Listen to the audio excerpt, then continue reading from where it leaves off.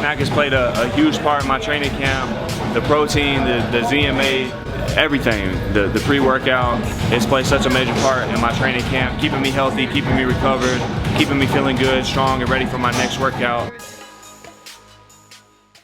Hey everybody, how's it going? Marcos Villegas here in Las Vegas, being joined with the one and only Frank Warren, just a few days away from this Wilder versus Fury 3 fights. I said it wrong, Fury versus Wilder, because he won the second fight. But Frank, what do you make of them not wanting to face off there at the press conference? I agree with it entirely. What my concern was, there was no security there.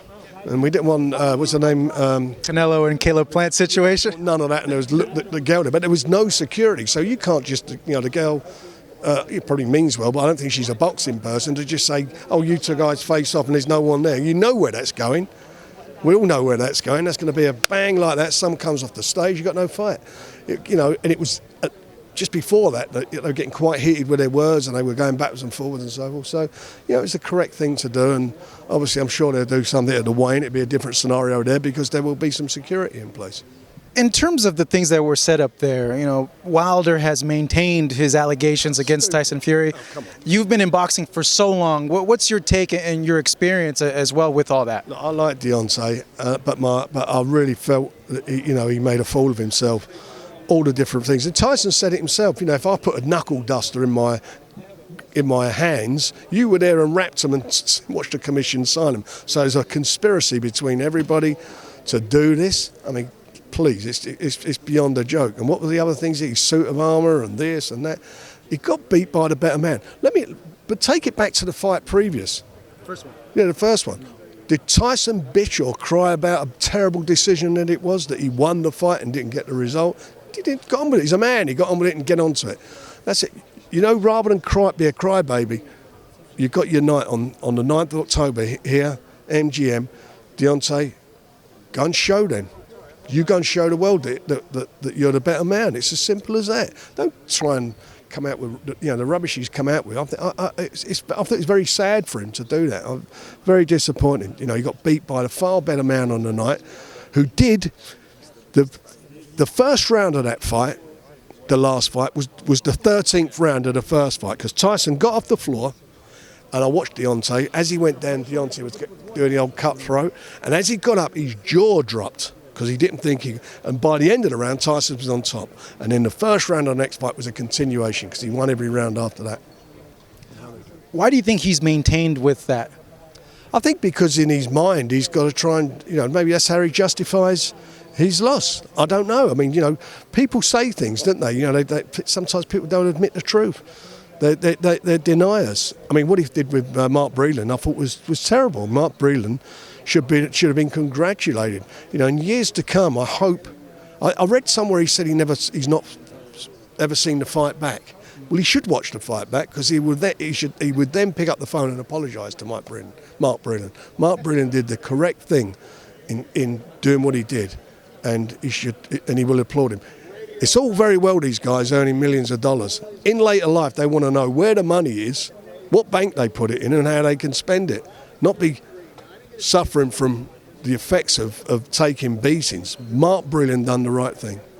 With this fight, I know there's been a lot of speculation about the type of shape that Tyson Fury is going to be in, regardless if he's not in good shape as a second fight or this fight. I don't think him or you would admit that it wasn't, but what do you make of the speculation that maybe the camp didn't run as smooth as the second time around? It's nonsense. He had COVID and that was it. What are you going to do? It's COVID. Look, we've seen how it's affected the world. There was a show show last week or the week before in London. The same thing happened. Somebody got COVID, the fight's off. That's the times we live in. Football players, soccer players, as you call them, football players. We've had a few matches in the UK. Guys have been tested positive. They don't play. That's what happens. All I know now, he's in magnificent condition. He's in really good condition physically, absolutely spot on. He's a consummate boxer. He's got a great boxing brain. He can punch. He's got a magnificent chin, as we see. Good chins is about getting off the floor when you're taking and carrying on in the fight. He shows he can do that. He's got a great chin. But more importantly, for any fighter, it's up here. It's being mentally right. If your head's right, then you're right. And his head is in an excellent place at the moment. Does it go shorter than the first fight, do you feel, because of that? I think it'll stop him. I look at the fight. I mean, and I think to myself, right. I hear what Malik said. What does he bring to the party? What can they change? Are they going to change? How old's he now? Yeah, I'm 38. No, you're Harold. I was going to buy you a birthday present. How old now is Deontay? He's in his early 30s. I want to say around 32, 33, 34. So he's not going to become he's not going to change his style to become a consummate boxer. I don't care what anyone says. That can't happen. You can't make up for a lifetime of... I don't think that's going to happen. Look, he says he's dangerous he can be dangerous for 2 seconds out of the 12 rounds and do what he's done in the past. And I believe that. But Tyson is dangerous at all times. And you got to look at the first fight. He lost 150 odd pounds. Had 2 little warm-up fights, lost 150 pounds in 6 months, and went into that fight and did what he did. Next fight, he was even better. He got a bit more under his belt, a couple of fights under his belt, easy wins, and then did what he had to do. This time round, he's even better because you look at him, he's physically, he's magnificent. He's had, in the last, I think it's the last 7 years, he's only had 2 years of activity. Think about that. So he's not a lot of miles on the clock. So he's there. And as I say, what does he do now, Deontay? I think he's got to go out and do what Anthony Joshua didn't do the week before last. Let his hands go. Let his hands go. And if he lets his hands go, it'll be a shootout. Because Tyson won't back off him.